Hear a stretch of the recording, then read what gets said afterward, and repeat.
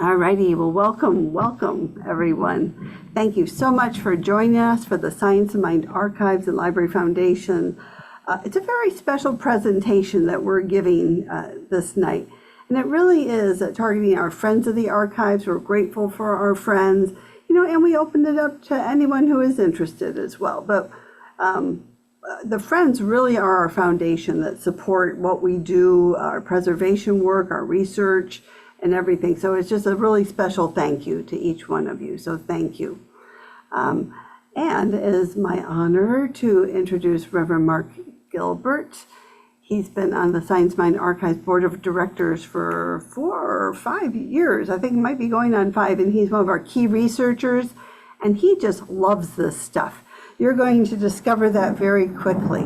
So you're in for a treat as he's been delving into the records and the research and the gray boxes to learn about Ernest Holmes and his very special TV show.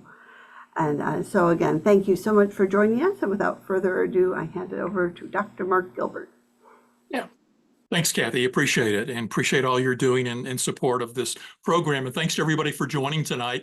And those of you who watch the recording later, appreciate you tuning in and listening to this. As Kathy indicated, I've been on the archives board for 4 years now. And one of the things that when I came on the board, it was I wanted to just help bring Ernest out to the world. What did we have in boxes and in recordings and papers and stuff? And I'll chat a little bit more about that as we go through the beginning of the presentation. But let's just anchor ourselves in prayer for a moment. Just go inward. Just take a moment to turn your attention inward to where you feel and sense within yourself that divine flow, where there is that essence of God, the thing itself, flowing through you and giving you your very being. And as you anchor your attention into the divine, you know that you're also anchoring into the energy of the oneness that's with every person who in their individualized expression is tapping into this program tonight on future nights. We interconnect and intersect in such beautiful and wonderful, loving ways. And so we know tonight that the presentation is uplifting and interesting and answers questions for you.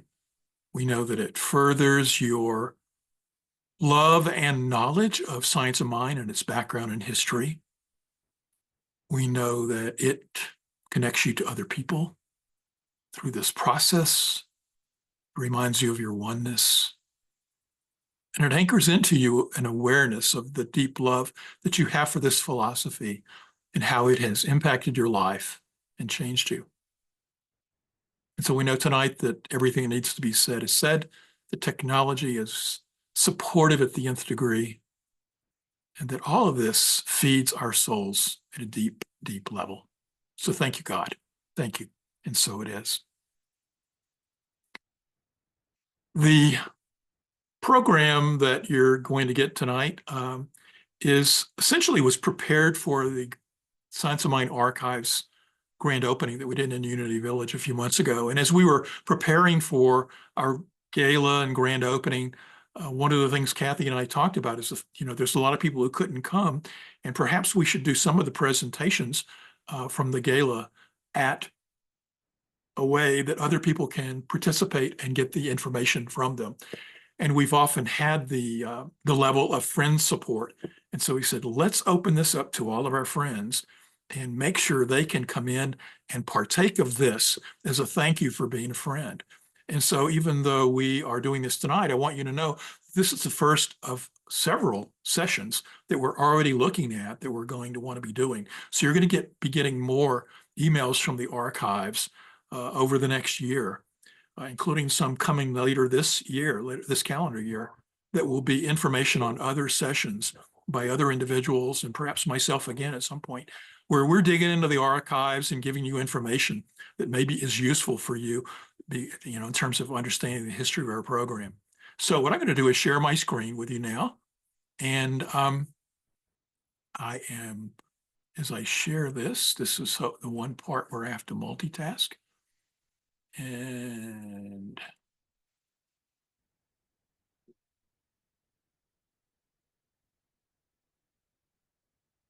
okay. So what we're covering tonight is the story of Ernest Holmes' TV show. And particularly what we're going to be doing, and I'm assuming everybody can see the slides okay, is we're going to very briefly give you information on how research led to the discovery of more TV recordings. Many of us have probably already seen the one TV video of Ernest Holmes, but what we have discovered is much more audio, and we'll talk about that, and how that discovery has led to this particular presentation. So we're going to talk about the discovery of stuff and how we're working to get it out on the internet through the Science of Mind Archives website. We're going to talk about Holmes' use of media in general, because I think it paints an interesting picture about who Holmes was and how he had a love of using the media when you watch or see his overall practice and history of it. And then I'm going to get into more detail.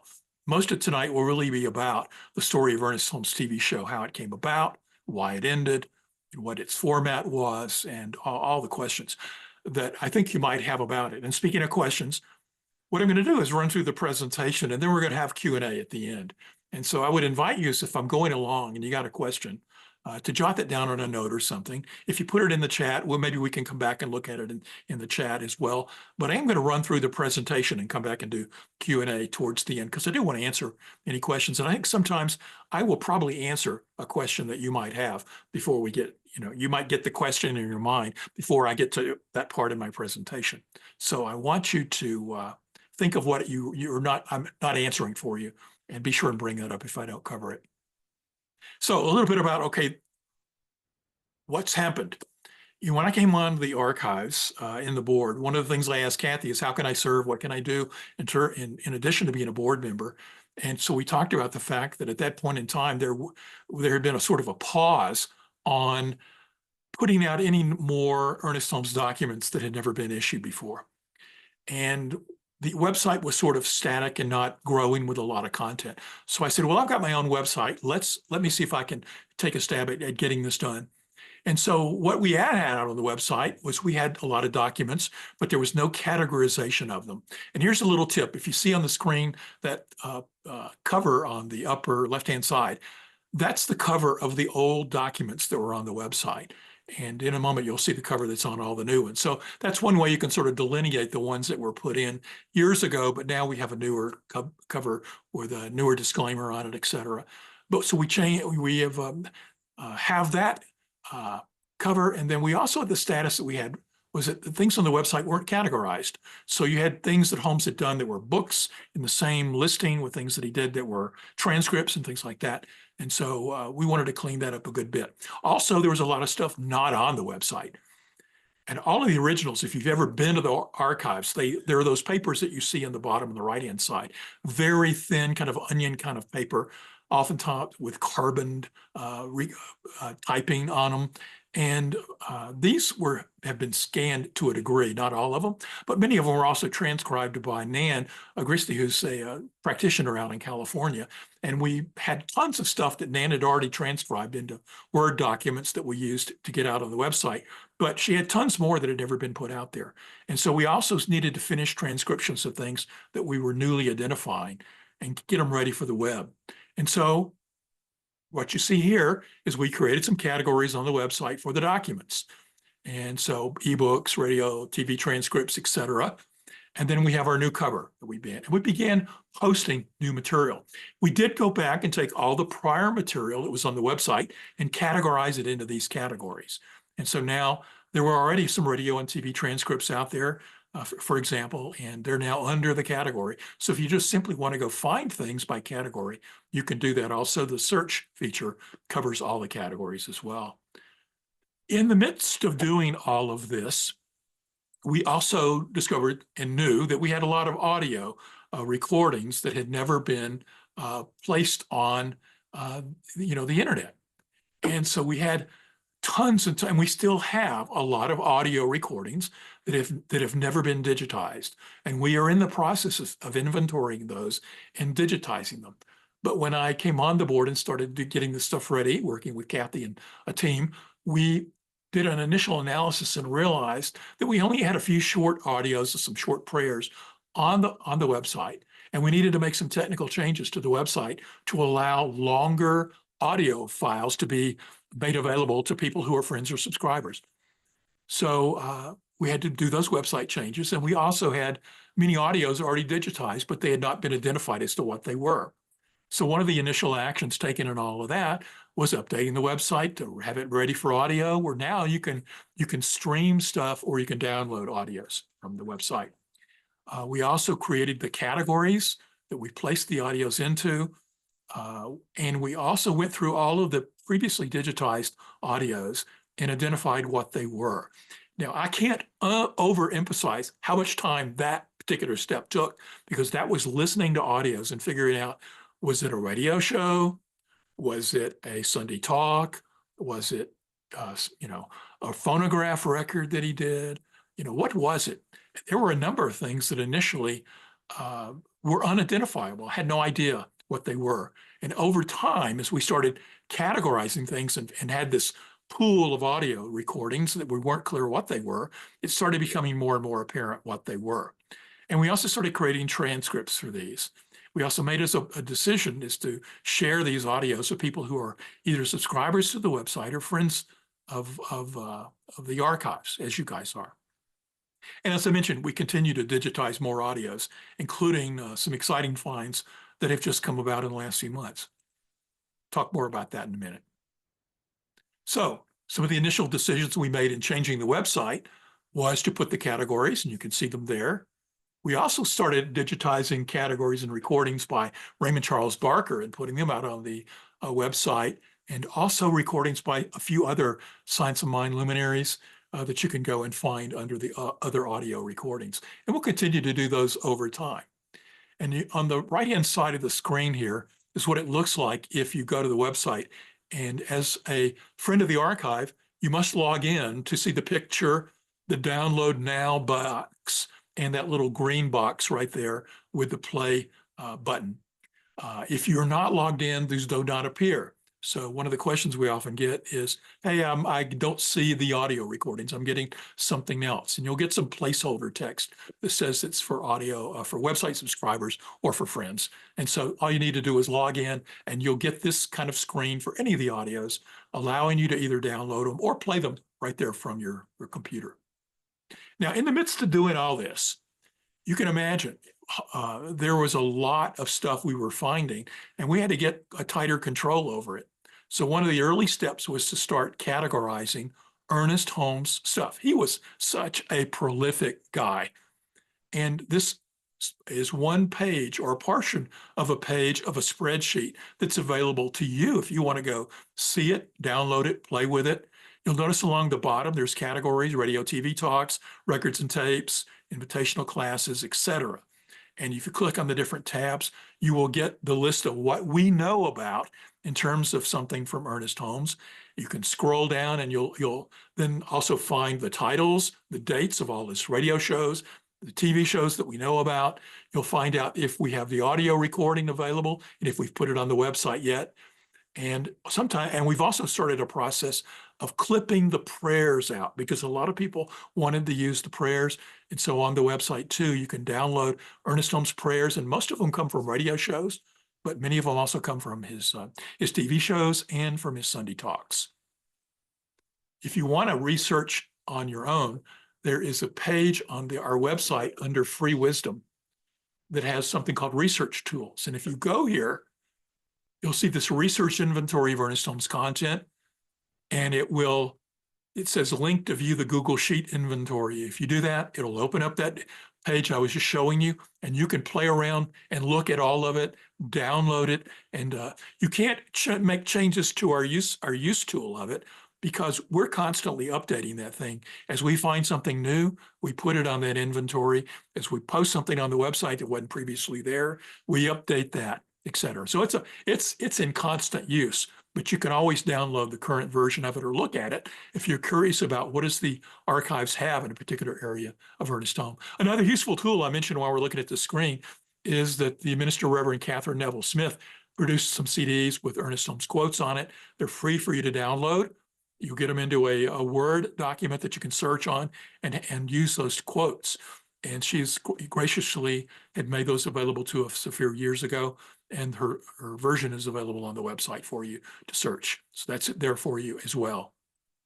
Now, from all of this, as we discovered audios and documents and started categorizing them, one of the things we realized, what we had not put out on the website and had never been published, were many of his Ernest Holmes Asilomar lectures and classes that outside of the Sermon by the Sea, which was well known, and one of his mystic classes of 5 that he did in the 1950s, we had never published those. So the archives made a decision to publish a book in partnership with Science of Mind Publishing. So if you've not purchased this book, it's available on Amazon as both the ebook and a hard paperback book. And it's over 400 pages. It's pretty big. And it has a picture section in there with lots of pictures of Holmes and other people from the 1950s at Asilomar. Highly encourage you to get this. This book is Holmes. If you like the Holmes Papers books, where he goes deeper into a lot of subjects, you'll love this book because it's him talking to people who are very familiar with Science of Mind.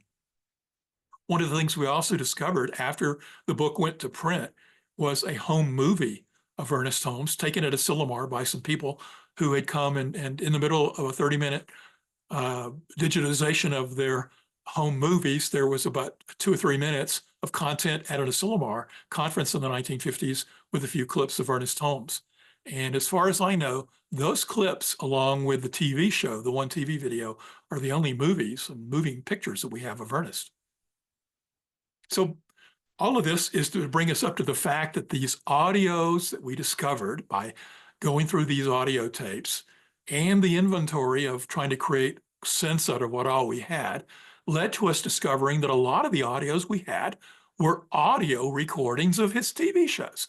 And that begged the question, what else do we know about this program? Because if you're like me, the only thing you'd ever seen was the one video that had been out on, the internet for years. And so we got into researching the video in his TV show. Now, that led to looking at Holmes and his use of media in general.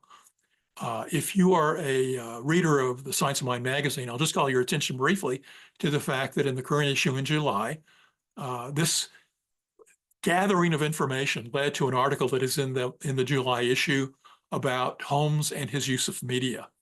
And some of the material that's in that article we're sharing with you tonight. But if it has some stuff in it that is different from what we're covering tonight. So you may want to seek that out and read that article if you have a copy of the issue. Now, one of the things that article talks about, and one of the things I wanted to cover with you briefly, is Holmes' love of media. And by media, we're going to focus on the fact that he loved using newspapers, he loved using radio, and when TV came about, he couldn't wait to get into it. And if we go back to when Holmes first moved to Southern California to work with Fenwick, very early on, he started using the media in his area for making note of what he was doing. And how he would use newspapers was 2 ways. If somebody was writing an article about something, he would get his name in the article. You'll see the one here that says Poly High has big crowd. Right there in about the second paragraph, it talks about Ernest Holmes, and they describe it as an impersonator who did a reading from The Taming of the Shrew. And so right off the bat, here it is in 1912, getting his name in the paper, doing a reading for a school. He also liked to do press releases, as we'll see in a little while. And he also liked to advertise. And so here's an ad from 1914 and an ad from 1916, where he is advertising first his role as a Christian Science practitioner, and then later as a metaphysician and doing classes and healing for others. And here's a few more things from the early years, which I found interesting. Again, press releases would lead to, or notices to the paper would lead to the stuff like on the right, where he would show he was going to teach a class or do a talk on something. And on the left, you'll see some ads that were run in.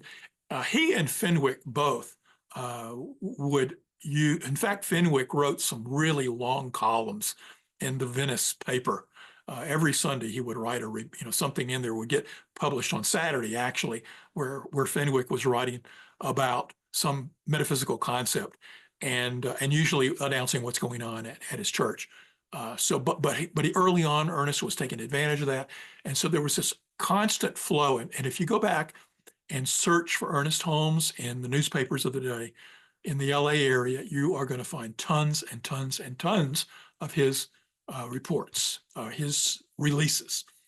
But 1920 came along, and then public radio, or radio came into LA. And even starting in the 1920s, Holmes wanted to be on the radio. And there on the top of the screen, you'll see that in the 1920s, he had a show on KNX radio. He moved to KMPC radio in the 30s, two other radio stations between the 30s and 40s. And then in the late in 49 and going through 1952 is the well-known show. And when most people think about Holmes on the radio, they think about this thing called Live Radio Show, which we'll talk a little bit more about in just a second. But he had radio shows before that, going back to the 1920s. And so what I've brought out here on the screen are just several things, ads and listings and radio listings of Holmes and his radio shows. That one says Institute of Religious Science. That was sort of a catch-all ad that they would put in the paper where he would talk about what he was going to be talking about at the Ebell Club. He would talk about the fact that he was going to be on the radio on Sunday nights from 6 to 6:30. And then other speakers who were talking at the Religious Science Institute headquarters, their schedule, and famous Christian D. Larson, who wrote The Ideal May Real and Pathway of Roses, and when worked with Holmes, you can see that he was one of the speakers, coming up on that Tuesday night. But he's also advertising his radio show.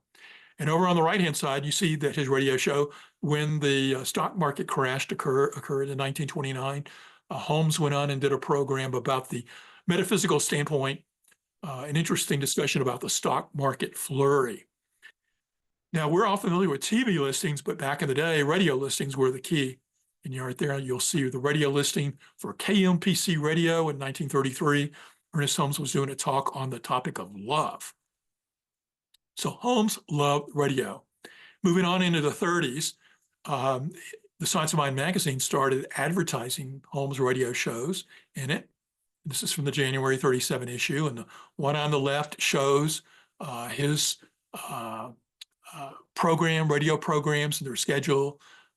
And on the right-hand side, he would then, for a period of time, took his radio shows and took the scripts for them and wrote them into the magazine as an article that would be under the topic radio talk. And that word 3 pages down there just means that in the magazine, that article went on for 3 pages in the January 37 issue. So we know a lot of the topics of his radio shows based on him publishing the talks, the transcripts of them in Science of Mind magazine. Finally, we all know this thing called Life. And this is probably his biggest, most well-known show and his success. And it ran in the West Coast. It was on the ABC radio network. It aired in the LA area and eventually grew to cover most of the West Coast of the US. Holmes was in the program from October of 49 to May of 52. When he turned it over to William Hornaday to take over the program, William Hornaday continued doing this thing called Life for many years and was turned over to Arthur Chang when Arthur became the head of Founders Church. So that program has continued on some station and some means for many, many years. But Holmes' tenure was this brief period ending in May of 52. He did come back and fill in for Hornaday when Hornaday made a trip to Africa in the late 50s.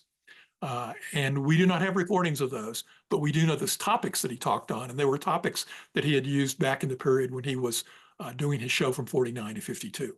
Overall, he was there for 140 weeks. There's 2 weeks where our records and research show he didn't do a radio show. There's 2 weeks where our records indicate he did a duplicative program. And I put the word rerun there because we don't know if he reran an audio recording of it, which potentially he did, or he might have just used the script again that he used for a prior show. All in all, there were 136 unique episodes. The archives has scripts of all but 2 of them, and they have audio for 80 episodes. And we're hoping that we'll be able to find more of them as we go along. These became pretty well known because in the 1980s, United Church of Religious Science started releasing the talk portion of his radio shows in something called the Golden Classic series cassettes. And here's ads from them from the Science Mind magazine in the late 80s. And you can see that the cassettes initially had issued 9, and then they added 3 more. And that was the conclusion of them actually selling cassettes which again simply had Ernest talk extracted from the radio show, put on one program on one side, one program on the other. Okay. Now Holmes did go on and do an FM radio show, and this was actually the last program that he did. It came after his TV show, and he did it for 10 weeks, running from late 58 into early 59. And it had a different format than the other shows. The radio programs, if you've listened to any of them, have a lot of organ music, and Holmes has an announcer, sometimes a singer, etc. But the FM shows were simply Holmes talking with no announcer, no break or anything for the entire half hour.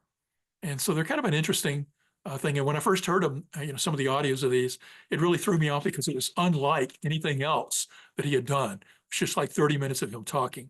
And it took a little while to figure out that they were from this FM show, but we were able to detect it. And if you want to know more about the show, there's an article in the May 63 Science of Mind issue, the Jack Keefer story, where he talks about, meeting Holmes and knowing Holmes. But I extracted a little quote from it there on the screen. You can see it's just a couple of years before Ernest's passing, he started the new weekly series here at KMLA FM at my suggestion. Unfortunately, however, to my regret, about 7 or 8 weeks after it started, the station changed over to broadcasting instrumental music only and had to cancel his series. So it actually ran for 10 weeks in total. Now, back in the day, and we're jumping back to 1950 because you're at this point going, hey, aren't we talking about the TV show? And yes, so now we're going to shift gears and say Holmes wanted to get into TV. And what you're looking at here is one of the weekly radio TV listing guides that was sold in the LA area. And you could pick it up for 9 cents, 2 magazines in one there. And I put highlighted the excerpt from Sunday, July 9th. So you can see how it was listed, his radio show at 4 o'clock, right there by the big number 4, KECA and KFBMB. This Thing Called Life was the show that was listed in the radio listings back in 1950. But the reason I pulled this out specifically was because this particular issue also ran an article about Ernest Holmes and his radio show. And they did a whole thing on This Thing Called Life. It's these 2 pages and a partial another page, which I'll show you in a second. But I'm going to point out a couple of things as you're looking at this, is that under where the title is, you'll see Holmes in the center there with 2 people around him. The gentleman standing over him, the younger guy with the curly hair, that is Wally Ramsey, and he was the director of the radio show. He's also pictured on that same page at the bottom on the right with Ernest. And he also became the director of the TV show when Holmes had created his TV show. And this tells about, over on the right-hand page, you'll see Holmes with a couple of people and a woman and a man, and they're looking at some music. And that is Irma Glenn, who also comes forward from the radio show to the TV show. More about her in a few minutes. And standing between them is William Aldous, who, if you listen to any of the radio shows, he sometimes sings songs on the shows, and he is the singer. The picture right above the 3 of them is announcer Bill Davidson, who did the announcing on This Thing Called Life radio show. They have a different announcer on the TV show. So Irma and Wally came forward, as we'll see. Now, on the page where it continues, they have I've pulled out one of the quotes from this for you so you can read it a little easier, because this is where we first hear about Holmes' interest in TV.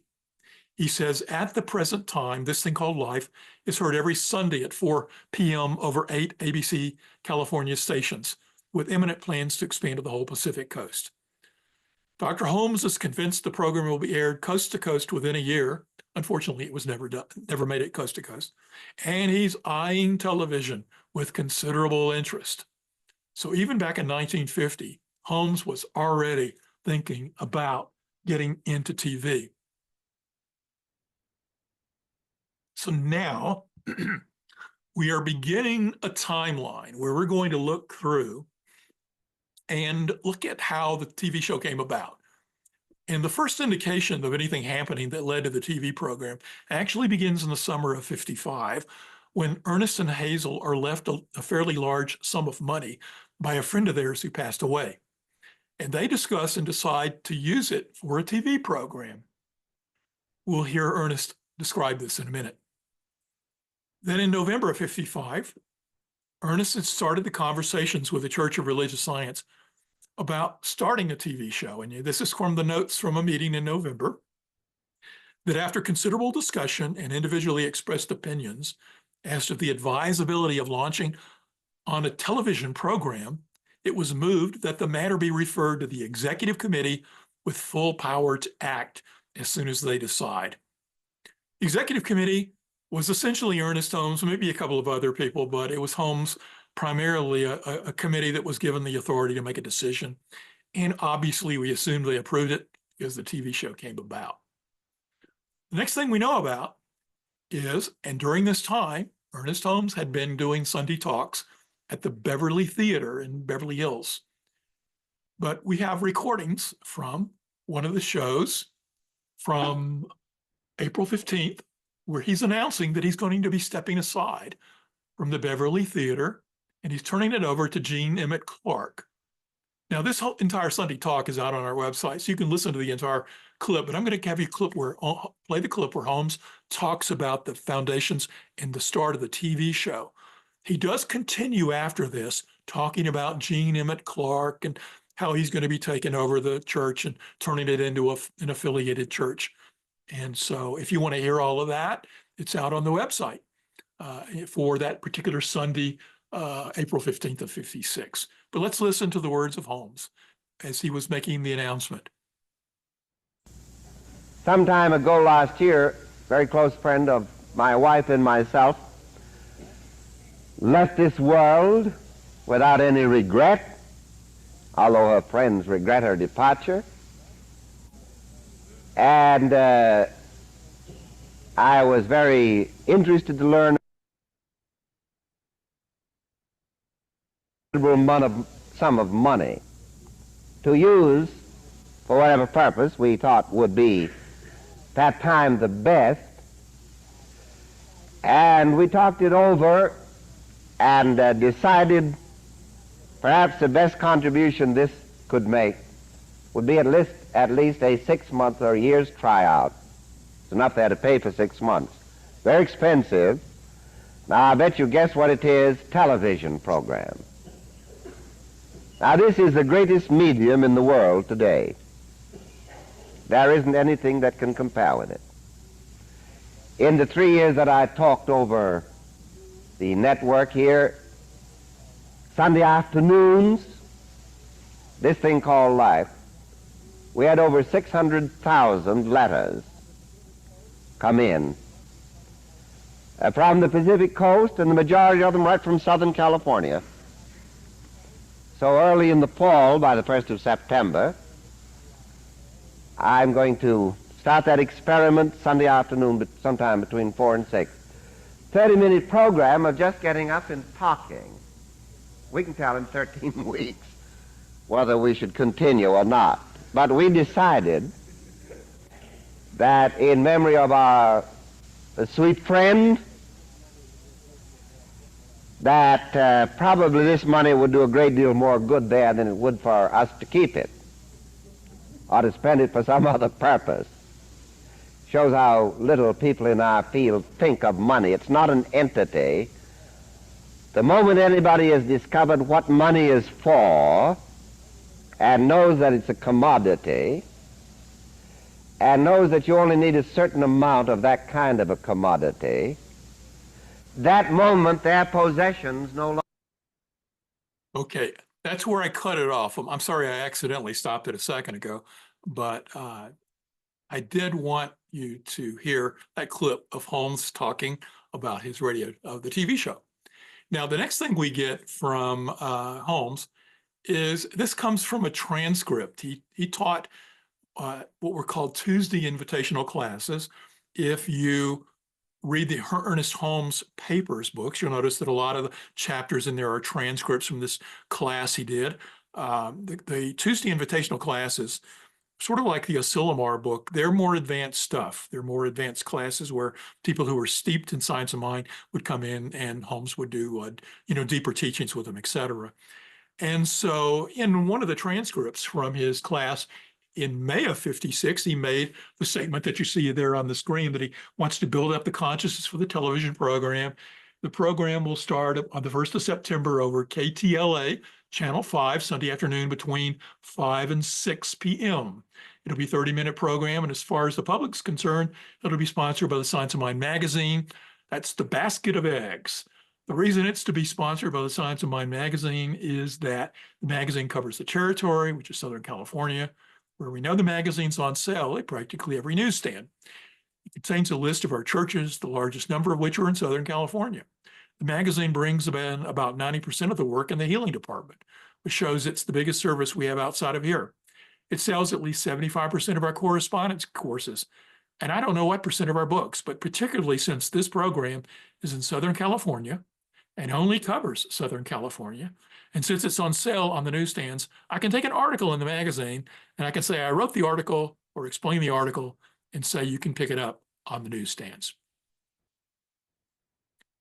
Now, later that month, Holmes was speaking before the trustees of Church of Religious Science, and again elaborated on the fact that the television program was going to be sponsored and named by the Science of Mind magazine, and that they would be inviting interest of other sponsors and eventually in a commercial sponsor before the completion of the now planned series. So that's an essential point. As we move forward, Holmes actually, again, he loves the media, so press release, he's leaving the pulpit. He leaves the Fox Beverly Theater, his last service. It's May 27th of 56. The LA Times ran a little article about it in June 9th about Holmes leaving, and that he's going to devote his time to television and writings, and that Clark is taking over.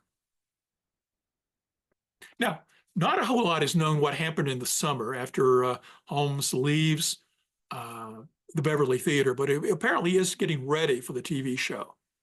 And the only thing that's documented during that time is that there was a discussion of increasing the print run of the Science of Mind magazine, thinking they would get more interest in it. But it's unclear and never documented as to whether they did that or not. So that brings us to September and the beginning of the TV show. And the show actually began on Sunday, September 2nd, 56. And it was on KTLA Channel 5, which is actually the first TV station in Los Angeles. But notice the time. Ernest had been announcing it was going to be between 5 and 6 p.m. But when it actually started airing that fall, it began at 10 p.m. And so you will see there's a press release article from the Valley Times that ran the day before the TV show aired, where he's taught it.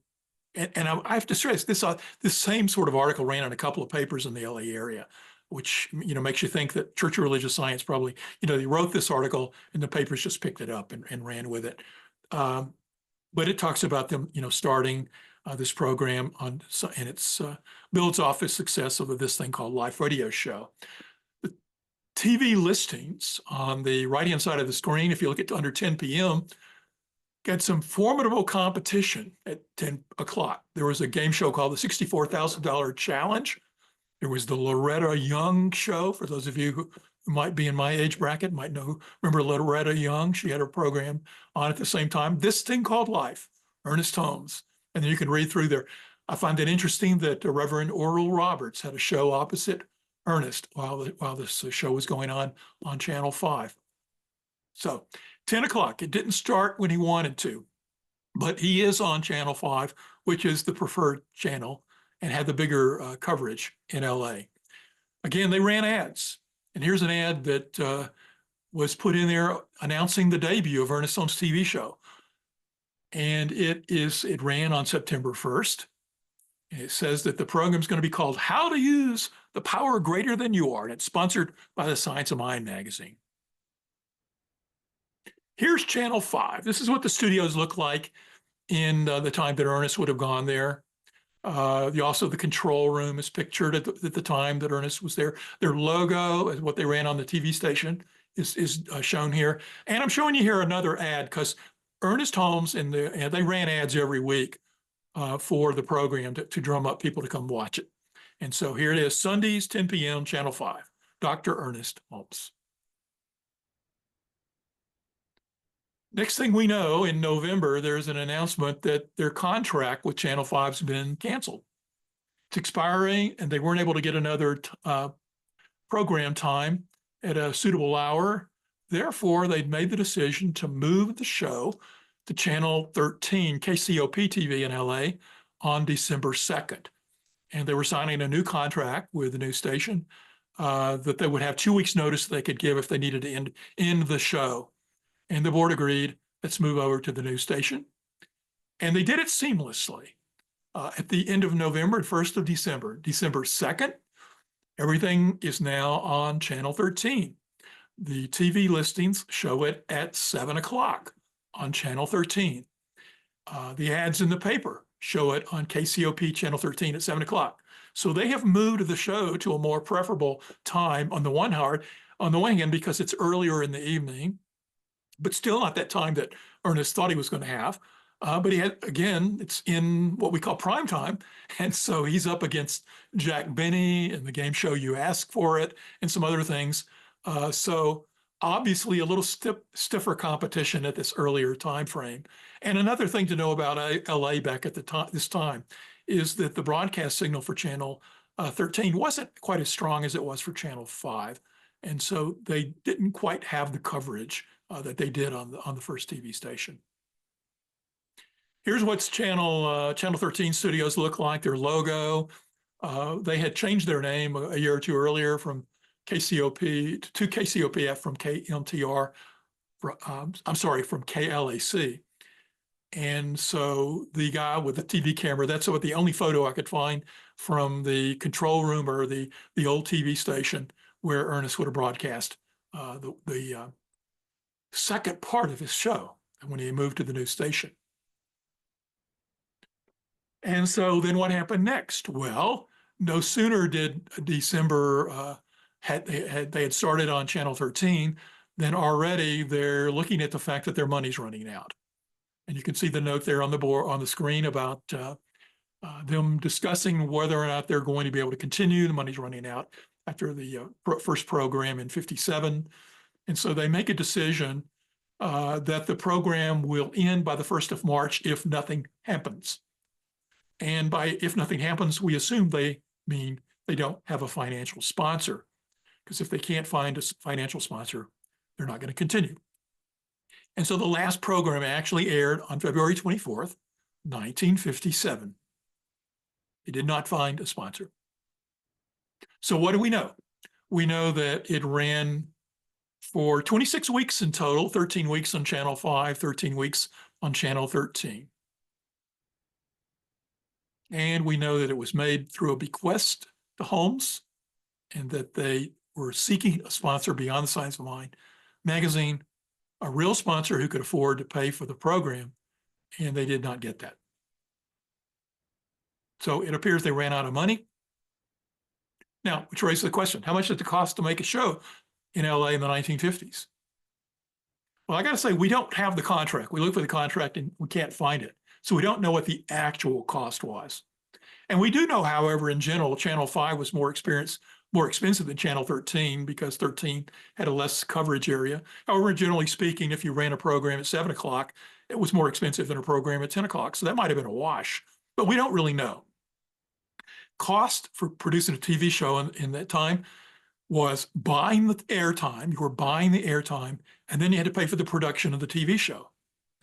And so information that we've been able to glean in terms of looking back at records in time for the 1950s, that generally, if you want to buy half an hour on LA TV show in the mid-50s, you're spending between $500 and $1,000. Your production cost could be anywhere from another $200 to $1,500. And in today's dollars, they need essentially about $7,500 a week to keep the TV show going. They ran it for 26 weeks, which means they spent close to $200,000 in today's dollars on 26 weeks of a TV show. Okay. So you can see that, you know, they were running through the money rather quickly to produce this. Now, the program itself, we're pretty sure, did not change from when it was on Channel 5 to when it moved to Channel 13. And what you got here is showing you some clips from the one video. I wanted to show you the title cards because they're one of the titles on the video, you know, says produced by Wally Ramsey. Again, he's the guy on the radio show, and the organist is Irma Glenn. And then you have on the screen there the format of the show. Now, if you've watched the one video, it's real easy to think that the whole thing is just Holmes talking. But the audio tapes have informed us that the program had a format of organ music, announcer introduces Holmes, Holmes talks, we do a commercial, there's organ music, Holmes comes back for a prayer, there's an announcer, there's more organ music. So that filled out the full 30 minutes. And Holmes talking, his prayer and his talk typically took about 22 minutes or so of the show. Now, I said the announcer was different. Who was the announcer? Well, again, we're on TV, and we don't have any video of the announcer doing the announcing. We have audio of him, plenty of them, and you're going to hear some in just a moment. But in one of the shows, Holmes mentions the announcer by name, and his name is Hugh Brundage. Hugh was a well-known TV personality in LA back in the 1950s. Actually, earlier than that, he's credited with a lot of voiceover work and did a lot of radio shows back in the radio days. He's had a bit part in the movie Mr. Smith Goes to Washington. He was known on Channel 5 as one of their evening anchors. In fact, he got extensive acclaim in the late 60s for his coverage of race riots on TV and Channel 5. There's an ad from Channel 5 with Hugh Brundage. There's a picture of him, you know, holding up some paper. That's what Hugh Brundage looked like. He's the guy who does the announcement for the TV show. The other person that is instrumental to the show is Irma Glenn. Irma is a carryover from this thing called Live Radio Show. And what you may or may not know is that she was a Science of Mind minister. In fact, if you've got the Asilomar book, you'll notice that there's several times in there Irma is mentioned as being at Asilomar. I think there's one point where there's a quote from Irma in the book and so forth. So Irma was coming to the conferences, Asilomar conferences in the 50s. But she was a known person in her own right. She was a musician who played the organ and composed organ music. She wrote the music for Ernest Holmes' TV show. She wrote the theme music, which you're going to hear in a moment. It's not the music on the video, which you've probably heard. And she released several record albums, which are out on YouTube. So if you're interested in knowing more about Irma Glenn, go Google her, go on YouTube and search for Irma Glenn, and you're going to find at least these two albums that you see on the screen. Irma Glenn's music, A Bridge to Higher Consciousness, and Music Ecology in You. Music Ecology in You has her mixing her talking with music, and the other one is mainly music. But she is the one you'll hear playing the music in a moment. So 26 episodes on 2 different stations. What does the archive have? They got the one video. We have audio from 7 additional episodes, and we have the original scripts of 9 shows. So we have a fair amount, but there's a lot we don't have. Okay. The one video we now believe came from the very first show on Channel 5. Again, it's not the full program. It's only Holmes' talk and prayer. And the video was taken from the old kinescope technology and moved to videotape in the 1980s. And the Archives recently digitally remastered it, and it's available out on the Archives YouTube channel, the full video. Now, why do we think it's from the very first show? I showed you a moment ago this ad, which ran for the day before his TV debut. And I want you to notice the title of the program. It's How to Use the Power Greater Than You Are. Let us go to the video now, and we're going to watch the titles and the music that was added in the 1980s. The titles were added in the 80s as well. And when we get to Holmes, listen to his very first words.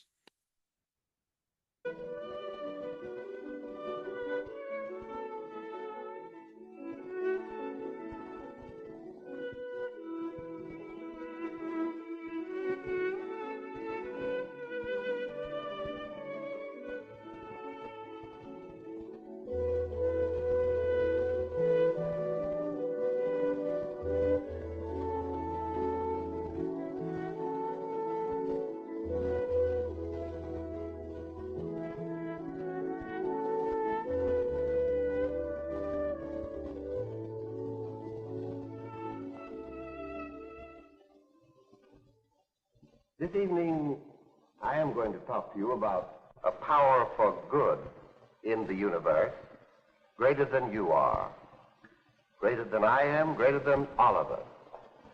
A power for good that we can use in everyday life, for everything. Okay. Now, this is what he advertised, and that's what how he began that program. So that's the conclusion that we have, is that they filmed the very first show. Okay. Now, kinescope technology. This is what it looked like, folks. It basically was a movie camera pointing at a little TV screen that captured both the audio and the video and put it on film. The cost to record a half hour of low quality was $200 to $500 for 30 minutes.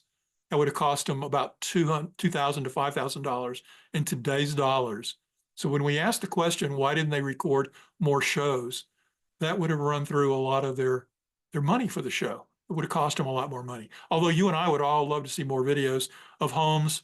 At the time, they only videoed one show, and that's the only one. And even though the archives has multiple copies of that, we've never been able to find any other show.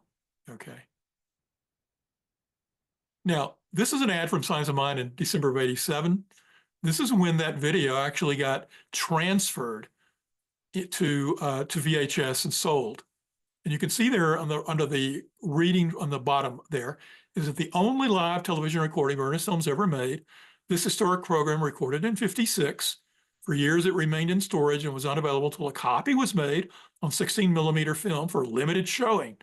And then now, because of video cassette technology, special recording can be released for widespread personal viewing. So this is when, in the late 80s, that the titles were added, the music we just heard was added, all of that was for the videotape, VHS tape in the 1980s. I can see chat stuff coming up, so maybe we got some questions coming. That's good. I will get to your questions in just a few minutes. Now, again, audio. I mentioned that the reason we started questioning was that there were other audio, and the audio that we have, we've pretty clear it was taken off of a TV broadcast with reel-to-reel recordings.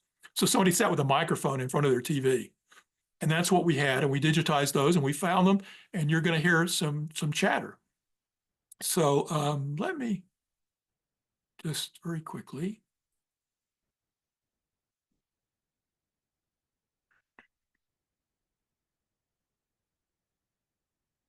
Okay. All right. Just making sure none of the chats were something I needed to handle right away. So anyway, let us move on to the scripts. Earlier on in this presentation, I showed you that what stuff is in paper in the archives. It's this old, very thin paper. Well, that's where we find the scripts, and they're in the same format. And we've transcribed them all into Word documents, et cetera. But this is what they look like. And you can see here on this one,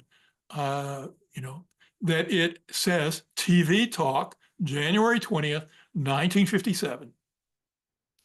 And all of the scripts that we have been able to find in the archives files are all from that 13-week period that Holmes was on Channel 13. And the dates seem to agree with, for the most part, the dates that Holmes did that talk. Because if you listen to the TV show, the commercials for the Science of Mind magazine is either for the January issue or the February issue. And so it sort of lines up in terms of what the commercial is and the articles that are in the Science of Mind magazine for that particular month. So we have 9 of these scripts. And again, they're all from the period of on Channel 13, the second 13-week period. I will say, you'll notice on there, it says used May 61. Maybe you're wondering about that. Back in the day, Willis Kinnear, especially, who was the editor of Science of Mind magazine for a long time, he would go and use transcripts and papers that were done by Holmes, his scripts, and use them for other purposes. And when he used them, either as an article in the magazine or as he created these little annuals that Science of Mind Publishing put out all throughout the 60s and into the 70s, he was trying to go back and find a lot of the unpublished stuff of Holmes and aggregate it in together to a book or into an article for the magazine for new Holmes content. And often he was repurposing scripts that Holmes had done for radio shows, TV shows, things like that. Okay, again, here's the format. And we're gonna play a clip. This clip goes on for about 7 minutes plus, but I think you're gonna find it interesting. It's the full recording except for Ernest Holmes' talk. So I want you to get a flavor of it.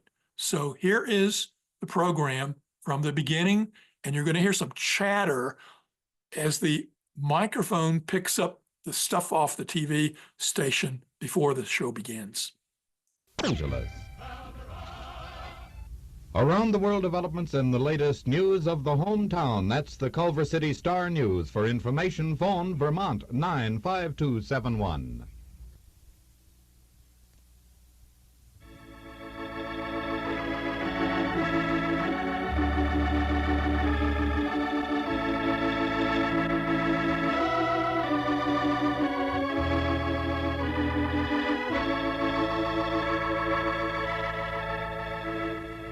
Good evening.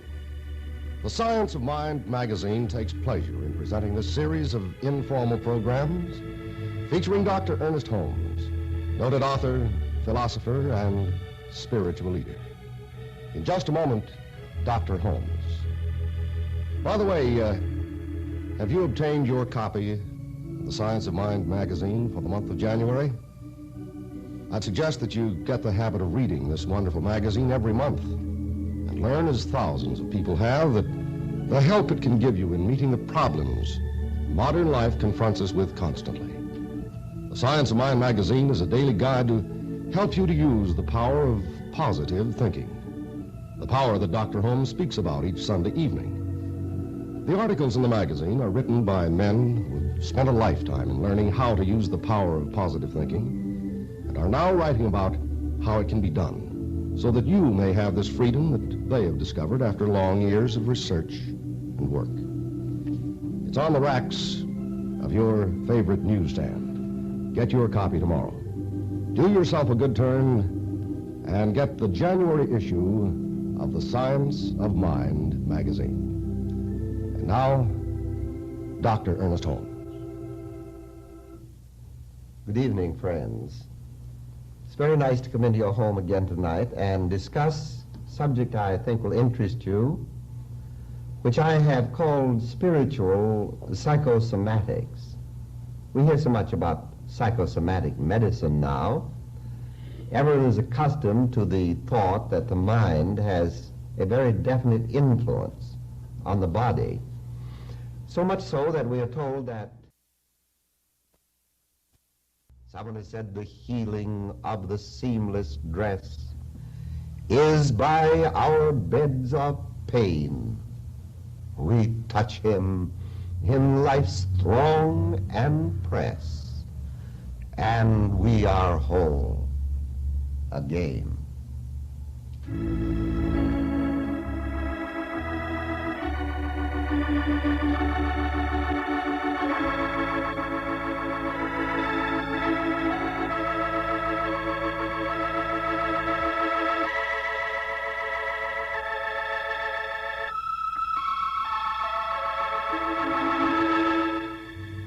Dr. Holmes will return in just a moment. Ladies and gentlemen, we're so gratified that so many of you who watch and listen to Dr. Ernest Holmes on Channel 13 every Sunday evening are visiting the Science of Mind church nearest you to find out how you can become more active in this revolutionary way of thinking and living. And for those of you who are interested, there is a directory of the churches of religious science in the back of the Science of Mind magazine. Look up the nearest one to your home and then stop in. Find out how stimulating, how relaxing, how exciting this life can be for you when you begin to apply the power of positive thinking to everything you do. And now, once again, Dr. Holmes.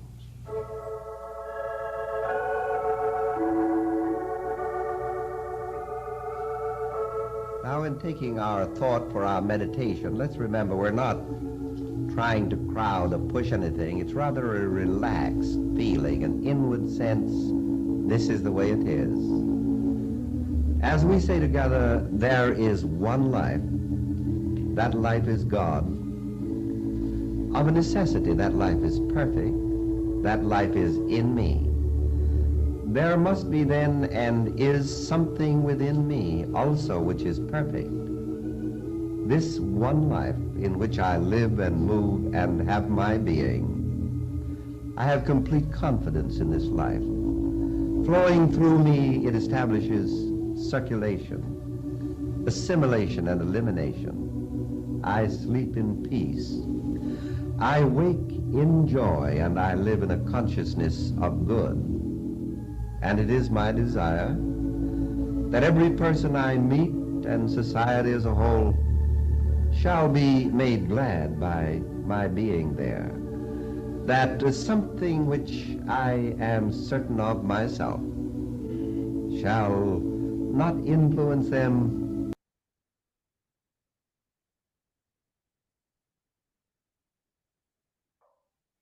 Then we have the proper. Okay. I think you got the gist of that, and they would have come back, and the announcer would have had an announcer and more organ music, and then it would have processed out. Now, what the key things I wanted you to get out of that audio, of course, was to listen to Irma's theme and to see that the overall flow was this mixture back and forth between the announcer and Holmes. And so, what we know about the other audios, because all the other audios follow that same format, that it must mean that the video must have cut stuff out. And so we recognize that the video starts with Holmes talking. So everything before Holmes talking is not on the video. And then all content after Ernest Holmes talks, organ music, and comes back and is announced again by the announcer, is cut out. And, we come back to Holmes giving his prayer. And then everything after Holmes does the prayer is cut out. And the titles and music that are on the video were added in the 80s, as I've mentioned, when it was processed for VHS. Now, you might say, well, I've seen the video. Let's see if we can also watch a clip from the video and see when they made an edit. So watch for that. Then we have the proposition where we can handle it, or you and I can control our thinking. And we can come to the place, if not instantly, then certainly we shall come to it gradually. But it doesn't matter how we get there.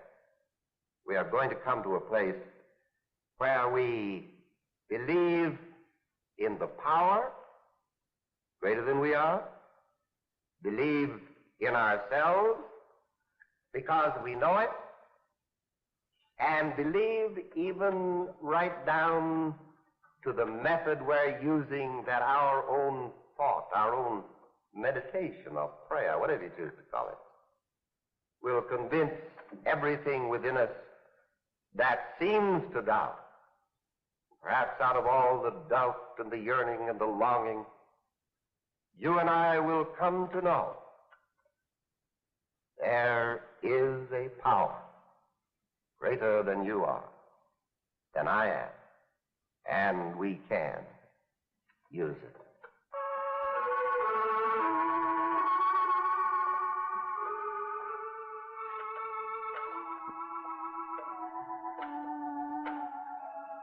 Now, Friends, we're going to use this power very simply, very definitely and directly, and we're going to try to believe that it is done unto us as we believe, and we're going to try to just let go of every doubt or uncertainty, every lack of conviction, just because it's a power bigger than we are.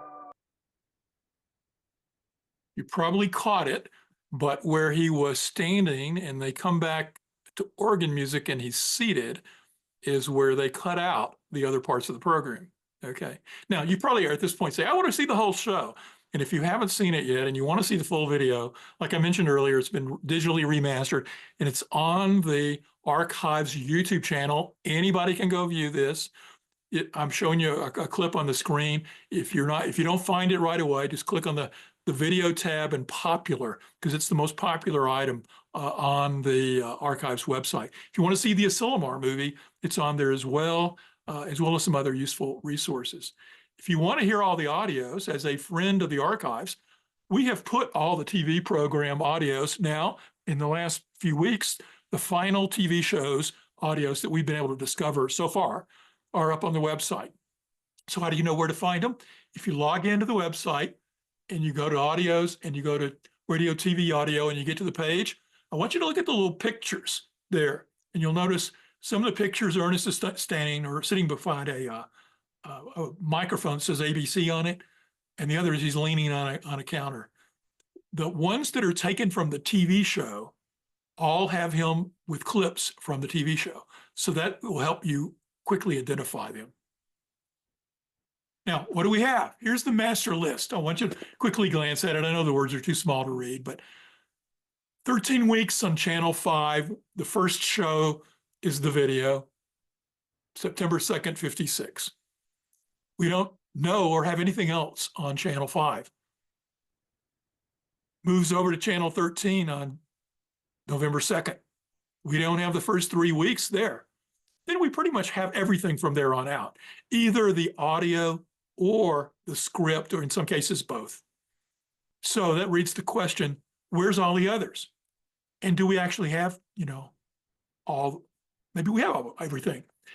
One of the questions that can make you wonder about that is this quote from Reginald Armour, Marilyn's father, who in the book, That Was Ernest, he made the following statement. One of the things that Ernest wanted to explore in 56 when leaving Beverly Hills was television. And many in the Beverly Hills congregation were creative people in the somatic arts, and several of them were TV performers. That year, a special bequest was made possible, a half-hour TV program also called Life with Ernest, visible once a week as well as audible. For the greater part of each hour, he was alone in front of the camera. Filming the TV program that summer was a new experience for Ernest, and he found he missed the audience and the life rapport. The 13-week series did a single rerun, making a total of 26 weeks in the fall. However, we found the television time frightfully expensive. Well, Reginald is saying they did a rerun. But here's the interesting thing. Reruns didn't really become into vogue until a year or two after Ernest did this TV show. Reruns where you recorded the program and then ran it back. One of the first shows to actually do that was I Love Lucy, where Desi Arnaz paid for and having it filmed before a live audience. And it started the process of actually keeping more complete records of TV shows. So reruns actually started with I Love Lucy. If you had done a kinescope copy of the first 13 weeks and then ran them the second 13 weeks, that would have been a pretty poor quality video, because you're now showing what was recorded on the kinescope, which was not the highest quality. So reruns really didn't occur until later on. And since we've not been able to find any other videos, that sort of speaks to not doing reruns. Now, what I think Reginald might have meant here was that he reran the topics. We know that Ernest did that. He reused topics, when sometimes, like I mentioned, when Hornaday left to go to Africa and Ernest filled in for him on the radio show. He came back and just used an old topic that he had used previously. So he could have used topics over, but the scripts that we show have dates that are all in the second 13-week period, and they don't have any dates showing in the first period, which sort of argues against that. What I really think happened here is that Reginald remembered the break. He remembered that they moved 13 weeks on one channel and 13 weeks on another. And that's what he's calling the rerun. But I don't think the shows were actually reruns. So which leaves us with questions. Did the show really end due to no sponsors or for some other reason? I'm pretty confident that it was having no private sponsors to step up and to pay for the cost of keeping the show going. What were the titles and content of the missing shows? At this point, we don't know. But we continue to search the archives. We're going to continue digitizing audio files, and hopefully some more audios will come up, and hopefully some of the ones from that appeared on Channel 5. And so we really hope other recordings will show up. However, I want to end this formal part of the presentation with a quote that Ernest wrote in Help for Today, where he says, "For many years, I have been broadcast the radio program, this thing called Life, and more recently produced it on television. Just preceding the moment of the actual broadcast, the red light goes on and everyone becomes silent in anticipation of the first words of the announcer. And on cue from the director, the announcer speaks, and a sign we all can see declares we are now on the air." But did you ever realize that you two are broadcasting a personal program at all times? That you really are on the air? Although you may think your program is confidential and known only to you, many others are also listening. An understanding of this truth can do much in assisting you to find a more secure, productive, and happy life. Broadcasts of creative energy are going out from all of us in all directions. Perhaps even while we sleep, messages of power which influence our environment and the people around us. Yes, we're all broadcasting instruments, and whether we know it or not, our thoughts, feelings, emotions, convictions, and fears are at all times making an imprint on our environment, affecting everything we do and influencing everything we are. So, you now know, hopefully, a little bit more about the Ernest Holmes short-lived TV show. And if you've got a question about anything that I've covered, from the radio show, his newspapers, anything at all that you have a question about that you'd like me to see if perhaps have an answer, I would love to take a few questions in our final minutes here together tonight. Any questions?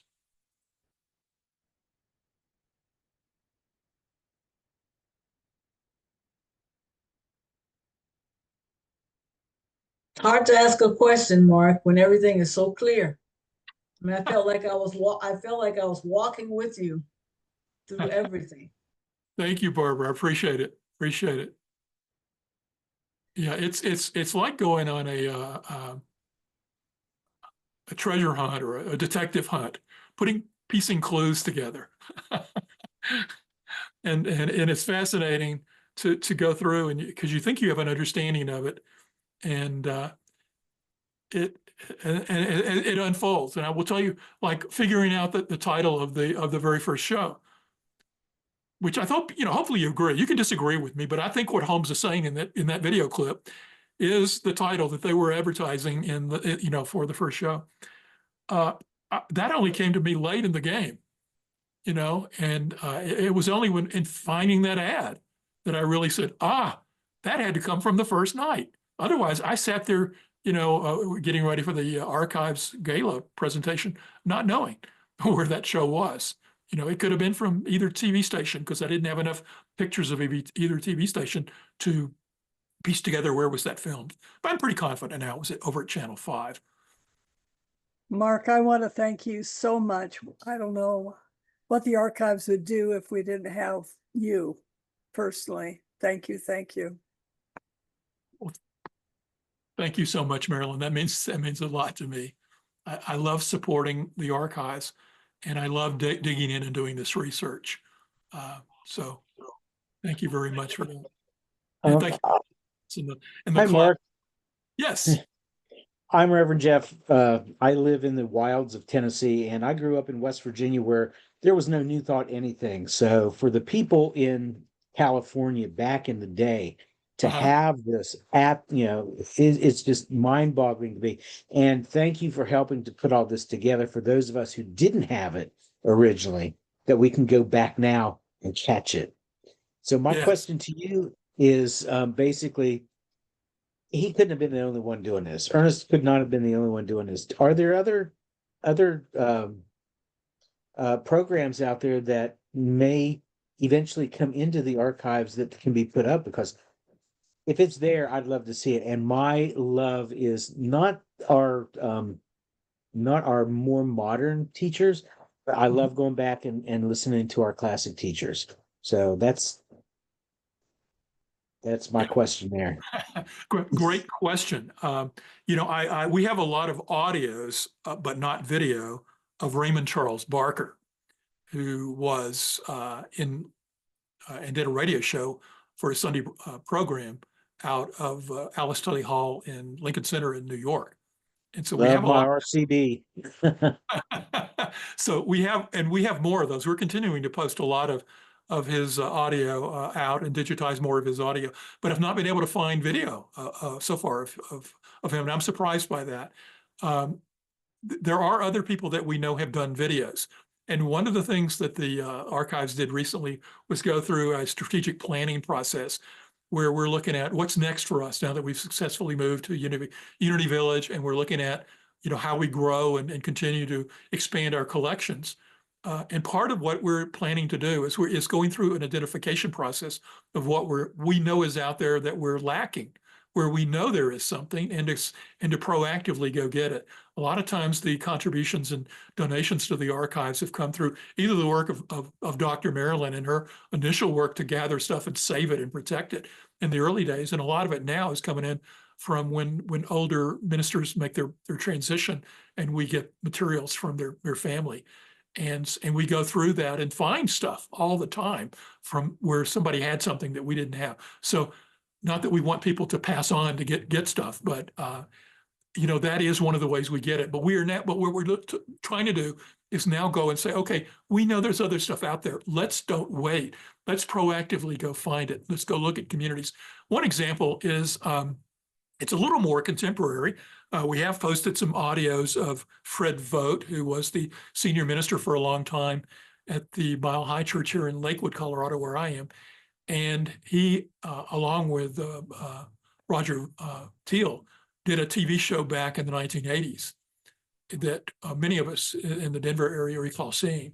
And so we're hoping to pursue the possibility of getting copies of those shows and making them available. That's just an example of one I know of. But we also know there's others. We know there's a lot of material that founders might have in their archives, and we're in conversations with the folks at Founders to see if they have something that can be useful, because we want to find and protect this stuff and get it digitized, because we know that you're under a clock with audio files and audio tapes. That it degrades over time, et cetera. Well, yeah, Terry Cole Whitaker. Thank you, Sue. That's right. Whitaker had a program in San Diego. That's another one that has come up in our discussions as well. Appreciate you saying that. And if other people know of things, drop us notes and let us know. One of the things we talked about is who is it that we want to get audio or video of that we haven't yet, and proactively go after it. But we also wanted to put the word out to our communities and say, who do you know that we should be getting? So if you think of somebody that is that we want to protect their collection, to have the older materials and brought into the archives, just reach out to Kathy or in the number in the archives office. Arthur Hammonds, okay.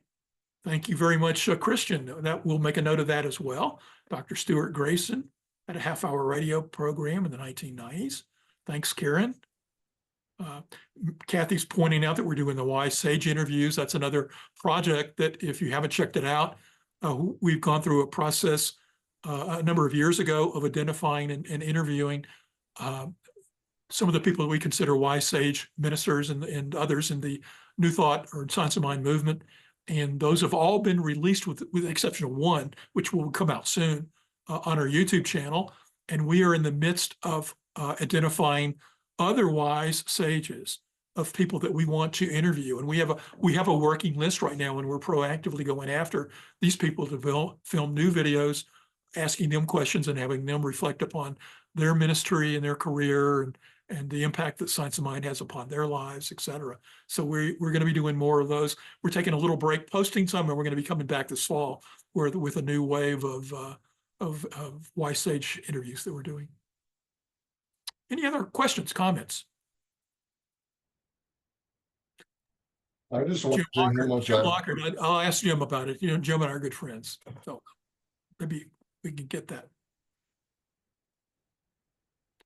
Karen, you had a TV show on Princeton. If you've got videos of those and you want to see us save those, reach out to Kathy or myself. Any other questions? Comments? Kathy's put her email address in there if you want to reach out to her with any other suggestions afterwards. We have recorded this program, so you can watch it later if you want to watch it again. I appreciate everybody being a friend of the archive and supporting the archives. We obviously are a nonprofit, and you know, this is all for the love of Science of Mind for me. I don't make any money from this, but I get a lot of fun doing it. So hopefully it's that's carried forward. It's my enthusiasm for this research and finding out more about it. And if you've got things you want us to see us do, drop us notes on that as well. You know, we will be doing later this year. I think we're going to be doing one that's about the history of Science of Mind magazine with another individual, which I think will be exciting. And we're looking at other topics. So if you've got other topics you would like us to consider in making presentations like this, please let us know that as well, because we want to bring the history alive for you to the degree we can. Okay. If there is no other comment or question, then let's just do a real quick closing treatment. Let's just go within again. We just know that the presentation tonight and the information that has been transferred over these broadcast airways of the internet continue to uplift our consciousness into remembrance of the truth of who we are, that we are spiritual beings moving through a human experience, that we continue on our spiritual path, knowing that the Science of Mind philosophy and all those who've come before us, that we continue to jump back into listening and hearing and reading their words. We know that continues to touch and uplift us. Here we are so many years later. We know that the words tonight, information shared, has served each and every one of us in the remembrance of our truth, of our oneness, and of our spiritual essence. So we simply give thanks for this time together and for the archives and all that it does and be in the world. And we release this with love and heart. And so it is. Amen.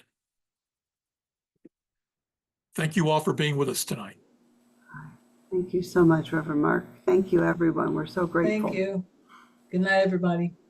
Thank you. Aloha. Thanks. Bye, y'all.